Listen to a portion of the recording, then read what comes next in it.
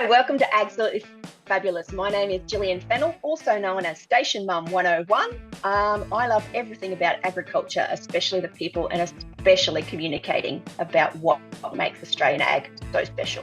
And I'm Katja Williams, a beef, cattle and cropping farmer, and I love all things ag, and I'm also known as the ultimate farm wife.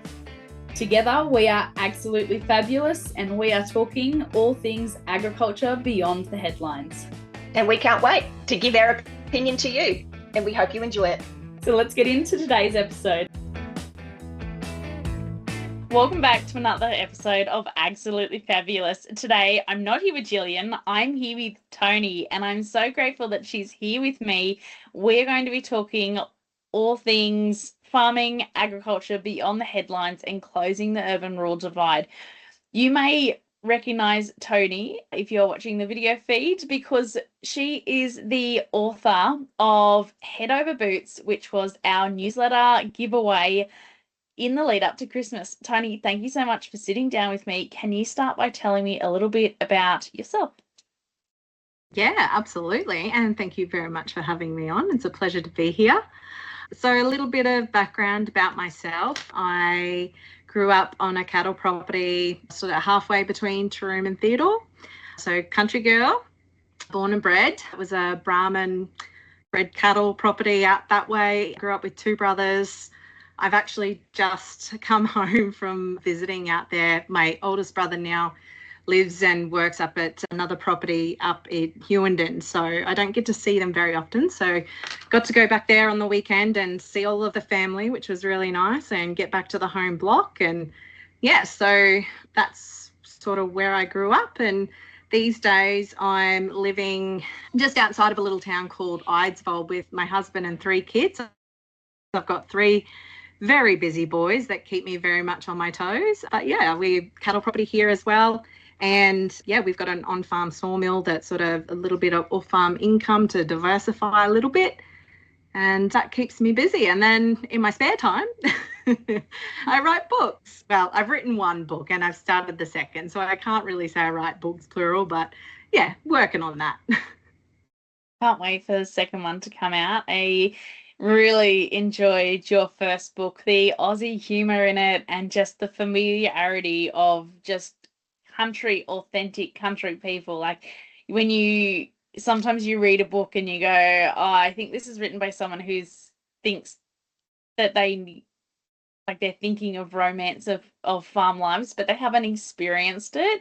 And just the feels of that book, it was such a roller coaster, but it was amazing. So if you guys haven't got a copy of Head Over Boots, you need to make sure that you're jumping in the description below and grabbing your copy, because it's an incredible read, and I'm so excited for the second book. I'm excited for it too. I daydream about it a lot. I actually wrote the first book, though, when my eldest boy was still a baby. And I distinctly remember around that time, he was still not moving. He was in his little bassinet thing on the floor, and I was cleaning out the pantry. And I remember looking at him and thinking, I don't know what people like. I don't know what they're going on about. This motherhood thing is easy. Like, I am smashing this. And every time he'd sleep, I'd write, and then he'd wake up, and then I'd be daydreaming about it. And it was just, I had all of the time in the world. So from going from working full time to doing that, I was like, got this covered. And then he started moving, and then his brothers come along. And now I get it wholeheartedly how difficult this motherhood thing is. And turns out I don't have much time to be writing books, but, you know, it is what it is. And when you prioritize something, you'll get there in the end. So, yeah, we'll see how we go. What was a moment on farm that you think might have shaped your voice as a writer?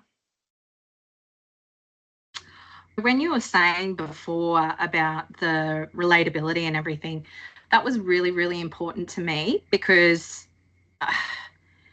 I wanted to showcase, I love our lifestyle. You know, I think we are so, so lucky to live the way that we do. I'd like to acknowledge that there are absolutely very tough times, you know, floods happening at the moment, fires, drought, all, you know, we endure it all. But, you know, I think it makes us we're tough, you know, we're built out of tough stuff and we're very resilient.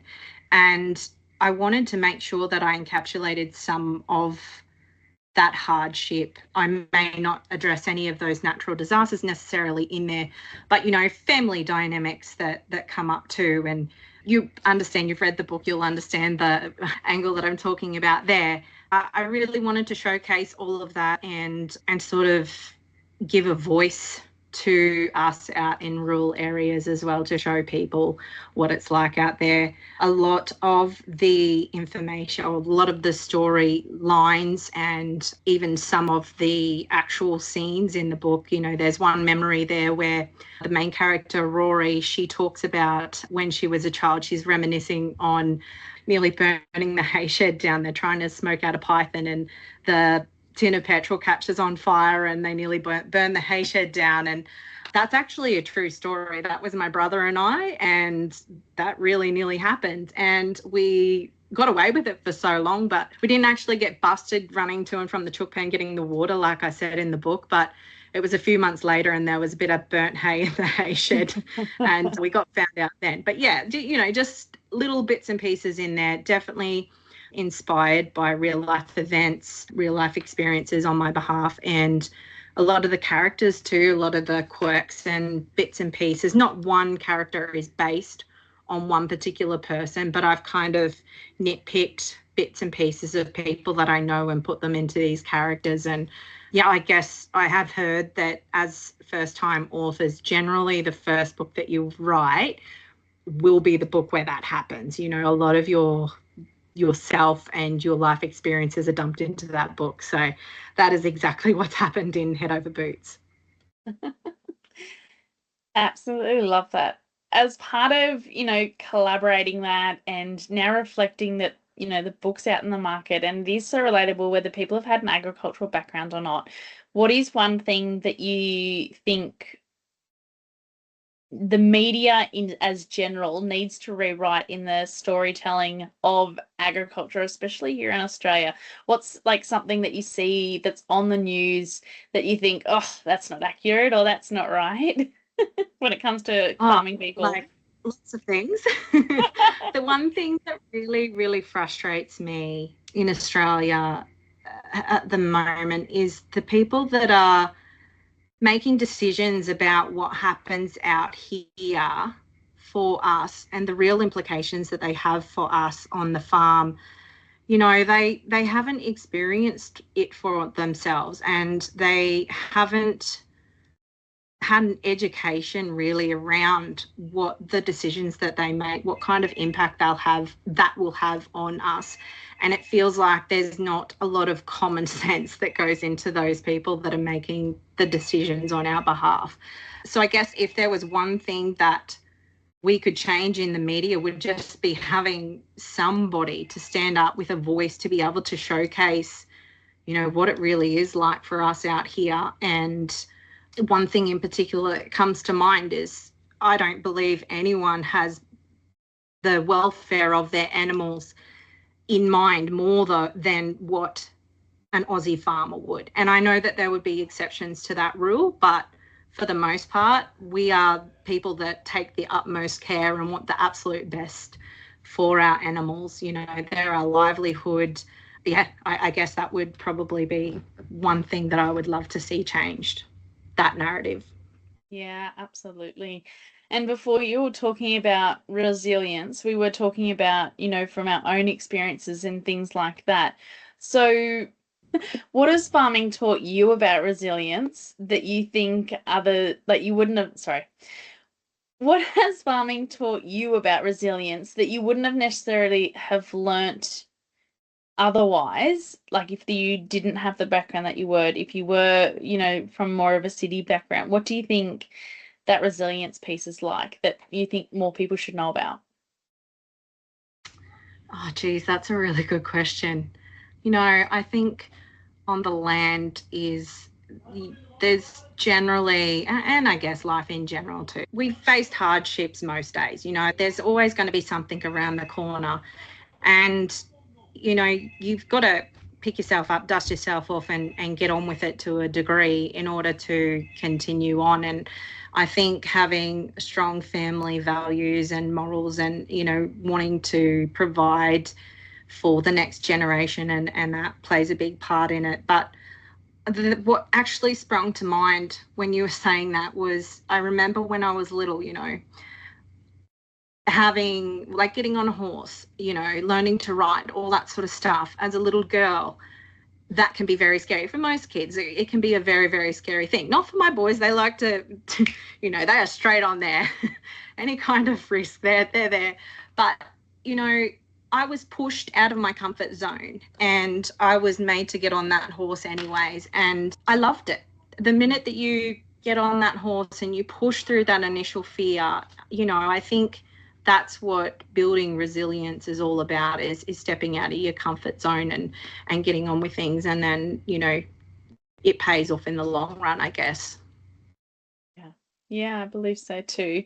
It's definitely something we work at. It's definitely nothing that, you know, comes without its hardships and comes without trial and comes without stress. And we were chatting before we jumped on, you know, the call today to sit down and do this interview. And we were talking about how stress and things can really impact, you know, our health standards. And we thought we would take that down a different track to what you usually hear. Usually when you hear about stress and different things, you know, people are talking about mental health.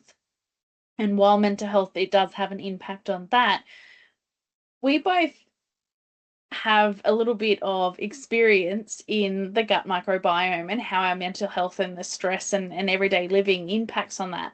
So do you want to take us down, you know, that little side trail? Let's go down that.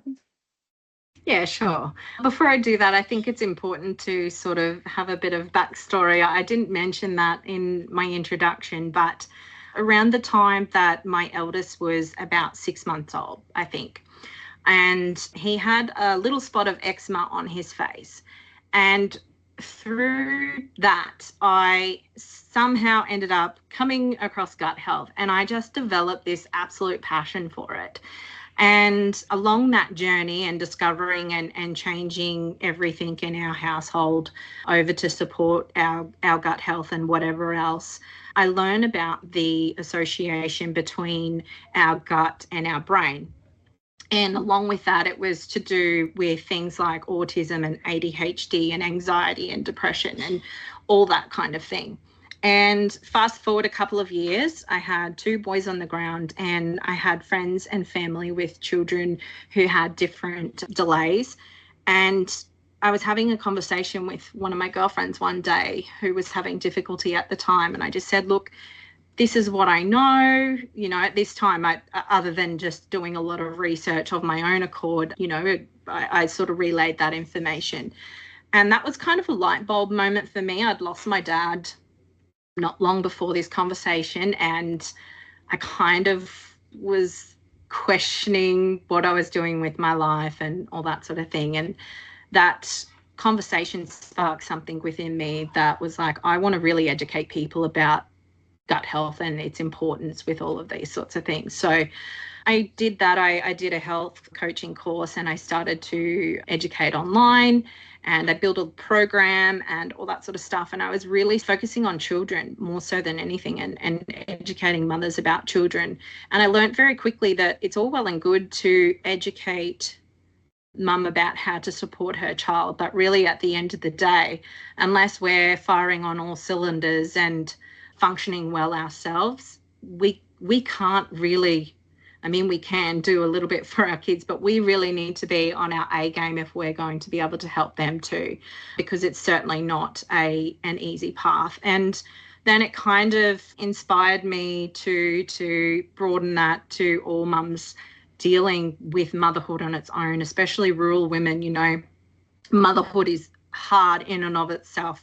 But then when you live rurally, you've got all of the other tasks that we're juggling, you know, on top of that. So many women that I know, they don't just work the farm. They don't just look after the kids. You know, they most of the time got side hustles that they're going at as well. So it was really important to me to try and educate women on how to support their own health in order for them to be able to support their family, the whole concept of oxygen mask on yourself before everyone else. And it wasn't long into my journey until I realized that, you know, there's so much information out there about gut health. It can get quite overwhelming and you don't know where to start necessarily. There's so many different diets that people recommend. But I learned very quickly too that it doesn't matter if you have the most pristine diet or the most gut health centered diet on the planet. If you are stressed out of your brain and your, you know, how if your head is full of negative thoughts and everything else, your body is not digesting like it should be. So that's sort of what my program centered around, was trying to teach women that, hey, yes, this is what we're eating is really important and these things matter, but we've got to approach this from a very holistic angle, and we need to focus on stress management, we need to focus on exercise, we need to focus on sleep, very, very important with our sleep, you know, and sort of building those habits from the ground up and focusing on those things first. So, and of course, you know, when it comes to the gut microbiome, if you're not familiar with how important it is, it's 90% makes up, our microbiome makes up of our body. So it signals to the brain, it's called the gut-brain axis, and your gut talks to your brain. It helps producing hormones, whether it's, you know, the hormones that tell you that you're full, or your serotonin. I think it's like, it's either 75% or 90% of your serotonin. So your happy hormone is produced in your gut. So as far as moods and things go, it is very, very, very important that we are taking care of our gut microbiome and doing those little things every day to help support it. Yeah, absolutely. I think this is really important. The long-term listeners will know, but for those who are new, my kids have dietary requirements, so I didn't really ever think that I would have, you know, be an allergy mum. So my kids are gluten, dairy, egg, and the youngest is also soy. And all of that impacted their skin and their behavior. And we really had to push for testing. Like, I could keep as many notes and diaries as I wanted about what it was that I was feeding them. I thought I was feeding them this really clean, high protein diet, and keeping behavior notes and when they were sick and everything that you sort of think about and record when you're a mum. And then, you know, it got to the point where people were saying for my second son, they were saying, I think he's on the spectrum, I think he's ADHD. And I'm saying he's not. He's a 2-year-old boy, and, you know, we're trying to go down this other thing. He's reacting to food. Like, I can quite clearly track what he's reacting to. But when I went to my GP, they were saying, oh, no, he's fine. And I had to really push for testing. I had to do my own research, and I had to push for testing, because they were saying, well, he's not anaphylaxis to anything, so don't worry about it. And I think that's quite a common thing when you go to your general GP about these things. It wasn't until my sister-in-law said, I noticed that in my kids too, and they are also gluten, dairy, and egg free. You need to go and see this naturopath and push for the testing. So that was when we actually sat down. She said, oh, I can test for this. And it was the simplest blood test. And within 2 weeks, we had the results. They were highly allergic to all of these things. And as soon as we removed it from their diet and started increasing through capsules in the kids' food, the behavior change just from removing the food to start with was incredible. The bad behavior, like what you would call bad behavior, that explosive behavior, that uncontrollable, where the kids can't control, you know, how they're reacting something. They just go from 0 to 100, and then they can't self-regulate. Yes, they're young. Yes, they need to learn that. But it was incredible once we removed those foods, how mellow they became. Like, they're still very active, energetic boys. and girls, but still their behavior improved and their listening skills improved.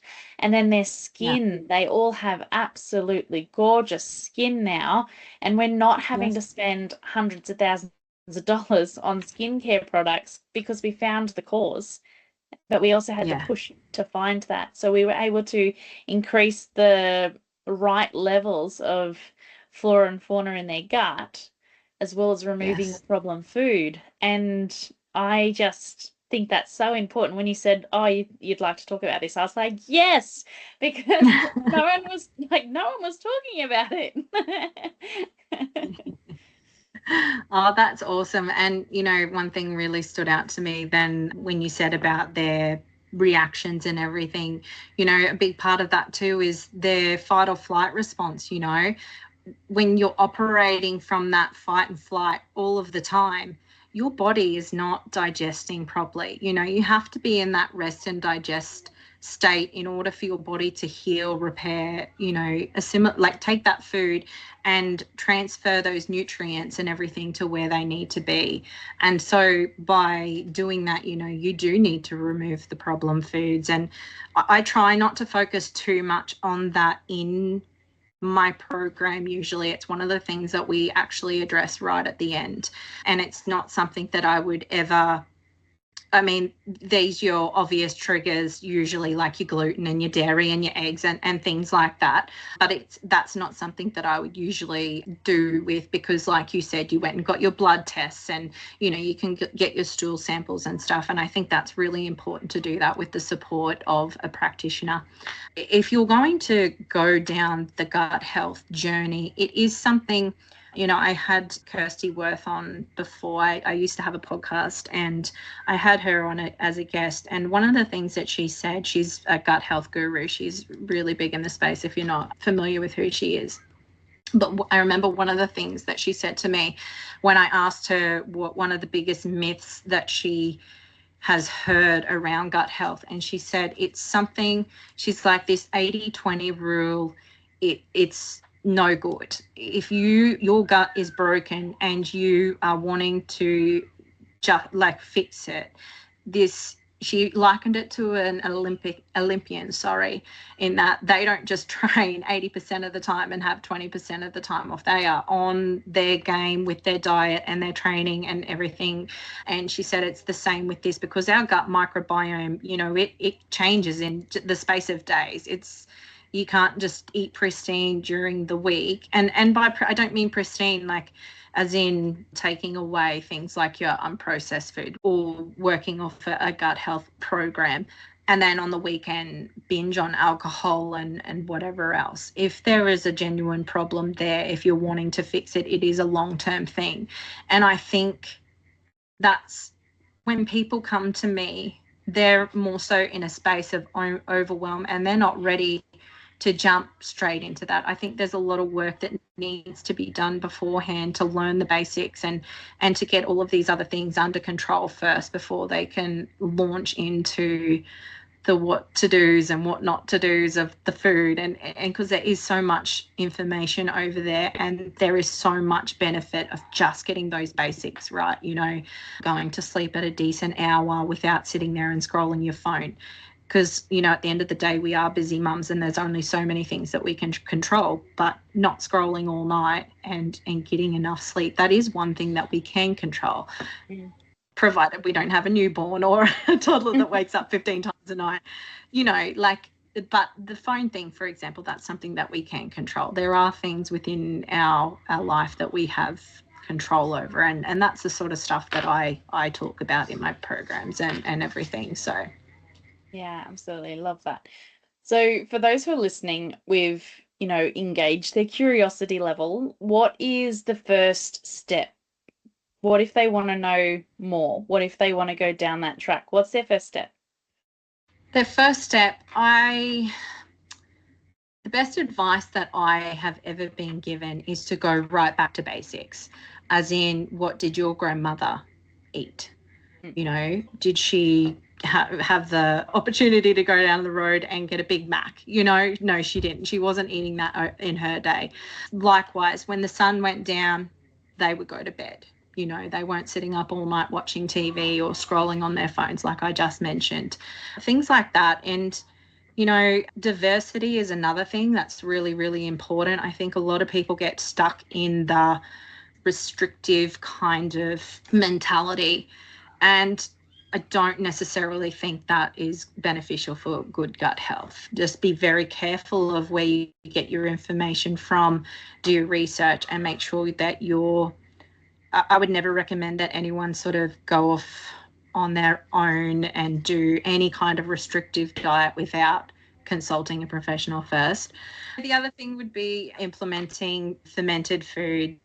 And another really good technique is what they call crowding out. So if you seem to have cravings for lots of sugar and whatever, a really good principle is called crowding out, where you're you're hungry, you've got a craving, let's go have an apple, or let's go have a carrot or something. Have as much of that kind of food as you want.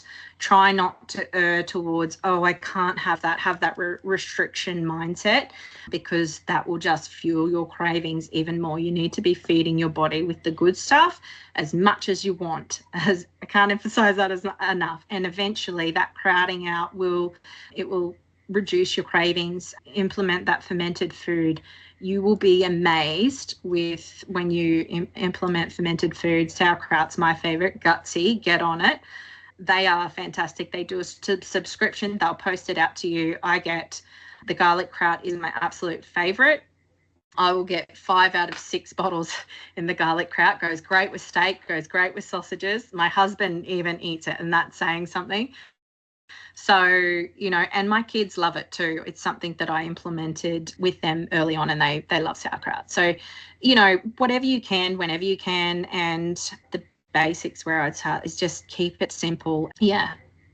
Yeah, I like that you went down that path of what the first thing to sort of implement in if you aren't eating fermented foods, because I think that's one of the hardest steps is if you haven't been introduced to that in your upbringing or as part of your culture, because during Western culture, there's not that much that we really sort of eat that's part of that fermented process. So I love that you went down that. I am going to I'm going to grab that link off Toni and pop it in the show notes as well. If this is definitely a curiosity for you guys and you want to jump down that rabbit hole, I'm going to link what Toni's mentioned in the description below. Toni, we've covered a lot in today's episode, whether we're talking about your book, Head Over Boots, whether we're talking about, your background in farming and what you wish that other people knew about farmers and how they perceived us and things like that. So was there anything else that you wanted to talk about in today's episode before we wrap it up?